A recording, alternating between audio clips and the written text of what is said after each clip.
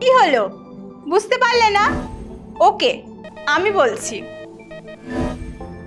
Welcome students, আজ আমি তোমাদেরকে মর্স কোডে ওয়েলকাম করলাম। আচ্ছা, এখন আমরা খুব অল্প সময়ে কোনো দূরবর্তী স্থানে মেসেজ পাঠানোর জন্য ইমেল, টেক্সট মেসেজ, বিভিন্ন অ্যাপ, সোশ্যাল মিডিয়া ব্যবহার করি।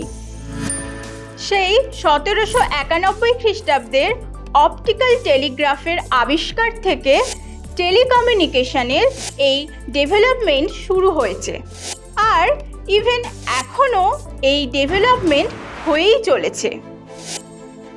এরকমই 1837 খ্রিস্টাব্দে স্যামুয়েল মর্স ইলেকট্রিক্যাল টেলিগ্রাফ আবিষ্কার করেন। যে কোড ল্যাঙ্গুয়েজটা তোমরা দেখলে সেটাই এখানে ব্যবহার করা হয়ে থাকে। এর মধ্যে ইলেকট্রিসিটি পাঠিয়ে ম্যাগনেটিক ফিল্ড তৈরি করা হয়, যার জন্য তড়িৎ চুম্বকটা পাশে থাকা আরেকটা চুম্বকের দ্বারা আকর্ষিত হয়। আবার ইলেকট্রিসিটি বন্ধ হলে সেটা আগের অবস্থায় ফিরে আসে। এইভাবে এমন সাউন্ড তৈরি হয় যা এক একটা ইংলিশ অ্যালফাবেটকে রিপ্রেজেন্ট করে। এটা কতটা ইন্টারেস্টিং, তাই না? তেমনই নেসেসারিও বটে। এটা তৈরি করা সম্ভবই হতো না যদি না জানা যেত যে ইলেকট্রিসিটি থেকে ম্যাগনেটিজম তৈরি করা যেতে পারে। তাই ইলেকট্রিসিটি থেকে ম্যাগনেটিজম তৈরির এই আবিষ্কার পদার্থবিদ্যায় এক অন্যতম উল্লেখযোগ্য ঘটনা, কারণ ডেইলি লাইফের বহু ক্ষেত্রে আমরা এর ব্যবহার দেখতে পাই।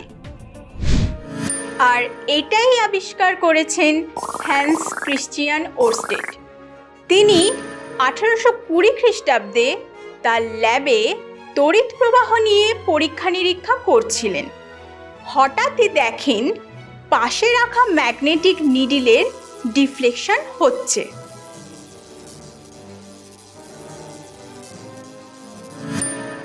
এর থেকেই তিনি বুঝতে পারলেন কোনো পরিবাহীতে তড়িৎ প্রবাহ পাঠালে তার চারিদিকে একটা চৌম্বক ক্ষেত্র তৈরি হয়।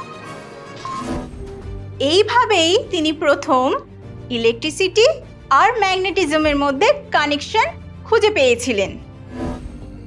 তিনি একটা স্ট্রেট কন্ডাক্টিং ওয়্যারকে উত্তর দক্ষিণ দিক বরাবর রেখে একটা ক্লোজ সার্কিট তৈরি করলেন এবং একটা চুম্বক শলাকাকে তারটার নিচে রাখলেন। এটা তো স্বাভাবিকভাবেই উত্তর দক্ষিণ দিক বরাবরই থাকবে, তার মানে তারটা আর শলাকাটা প্যারালাল রয়েছে। এই অবস্থায় তারের মধ্যে দিয়ে দক্ষিণ দিক থেকে উত্তর দিকে কারেন্ট পাঠালে চৌম্বক শলাকাটার উত্তর মেরু পশ্চিম দিকে ডিফ্লেক্ট করছে, মানে নিজের পজিশন থেকে কিছুটা ঘুরে যাচ্ছে। এটাই হলো ওরস্টেডের পরীক্ষা। ম্যাগনেটের ডিফ্লেকশন কোন কন্ডিশনে কোন দিকে হবে সেটা দুটি সূত্র থেকে খুব ভালো করে জানা যায়।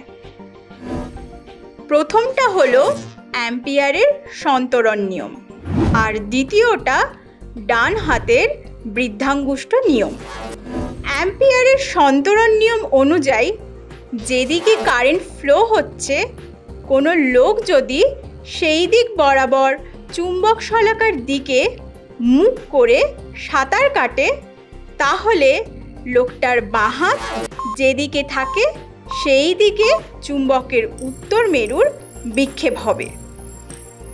সিমিলারলি ডান হাতের বৃদ্ধাঙ্গুষ্ঠ নিয়ম থেকে জানা যায়, যদি তোমার ডান হাতের 4টে আঙুলকে এমনভাবে ধরো যাতে তোমার হাতের তালু ও চুম্বকের মাঝে তড়িৎবাহী তারটা থাকে, এই অবস্থায় হাতের আঙুলগুলো যদি কারেন্টের দিক নির্দেশ করে, তাহলে বুড়ো আঙুলের অভিমুখে চুম্বকের উত্তর মেরুর বিক্ষেপ হবে। তার মানে চুম্বকের দক্ষিণ মেরু যেদিকে আছে সেই দিক দিয়ে উত্তর মেরুর দিকে কারেন্ট গেলে, আর যদি তারটা চুম্বকের উপরে থাকে মানে ওভার দ্য ম্যাগনেট থাকে, তবে শলাকাটার উত্তর মেরু পশ্চিম দিকে বেঁকে যাবে। এই স্নো ওয়ার্ডটা মনে রেখো। এর সাহায্যে আমরা যে কোনো ডিরেকশানে চুম্বকের ডিফ্লেকশন জানতে পারি। এই ওয়ার্ডের যে কোনো একটা কেস চেঞ্জ হলে শলাকার বিক্ষেপের ডিরেকশন চেঞ্জ হয়ে যায়। যেমন ধরো, তারটা যদি বিলো দ্য ম্যাগনেট থাকে, শলাকার উত্তর মেরু পূর্ব দিকে মুভ করবে। কিন্তু দুটো কেস চেঞ্জ হলে চুম্বকের বিক্ষেপের ডিরেকশন চেঞ্জ হবে না। মানে ধরো, যদি কারেন্ট উত্তর থেকে দক্ষিণ দিকে ফ্লো করে এবং তারটা ম্যাগনেটের নিচে থাকে, তাহলে ম্যাগনেটের উত্তর মেরু পশ্চিম দিকে বেঁকে যাবে। এইভাবে কারেন্ট ফ্লো করলেই তার চারিদিকে চৌম্বক ক্ষেত্র তৈরি হবে আর শলাকার বিক্ষেপ ঘটবে। কারণ তড়িৎ প্রবাহ মানে আহিত কণা বা কণা সমষ্টির প্রবাহ। এমনকি অন্তরক পদার্থ কাছাকাছি থাকলেও বা তারটাকে অন্তরক পদার্থ দিয়ে জড়িয়ে রাখলেও চৌম্বক ক্ষেত্রের উপর এর কোনো এফেক্ট পড়ে না। প্রবাহ যতক্ষণ কন্টিনিউ থাকবে, চৌম্বক ক্ষেত্র ততক্ষণ স্টে করবে। আর কণার প্রবাহ থেমে গেলে, অর্থাৎ আহিত কণা স্থির হয়ে গেলে, চৌম্বক ক্ষেত্র উৎপন্ন হয় না। তাই শলাকা আগের অবস্থানে ফিরে আসে। প্রবাহ মাত্রা বাড়ালে চুম্বক শলাকার কৌণিক বিক্ষেপ বাড়তে থাকে, কিন্তু প্রবাহিত তড়িৎ আর শলাকার অভিমুখ লম্বভাবে থাকলে শলাকার কোনো বিক্ষেপ হয় না। তাই প্রবাহ চলাকালীন তারকে উত্তর দক্ষিণ অবস্থান থেকে আস্তে আস্তে ঘোরাতে থাকলে চুম্বক শলাকার বিক্ষেপ কমতে থাকে। অ্যাট লাস্ট প্রবাহ যখন পূর্ব পশ্চিম অভিমুখী হয়, তখন শলাকার কোনো বিক্ষেপ হয় না। এক্ষেত্রে খুব ইম্পর্টেন্ট একটা কথা বলে রাখি, তড়িৎবাহী তার কিন্তু চুম্বকে পরিণত হয় না, জাস্ট তার চারিদিকে চৌম্বক ক্ষেত্র সৃষ্টি হয়। সেই কারণেই লোহার চূর্ণকে তারটার সংস্পর্শে আনলে আকর্ষণ করে না।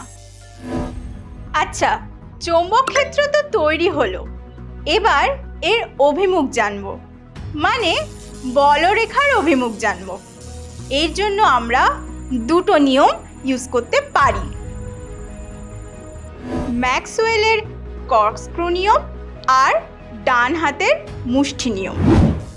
কর্কস্ক্রু নিয়ম অনুযায়ী তুমি যদি কারেন্টের ডিরেকশন ওয়াইজ স্ক্রুটাকে ঘোরাতে থাকো, স্ক্রুটা ঠিক যেভাবে পাক খেতে খেতে এগোবে সেই দিকেই বলরেখার অভিমুখ নির্দেশ করে।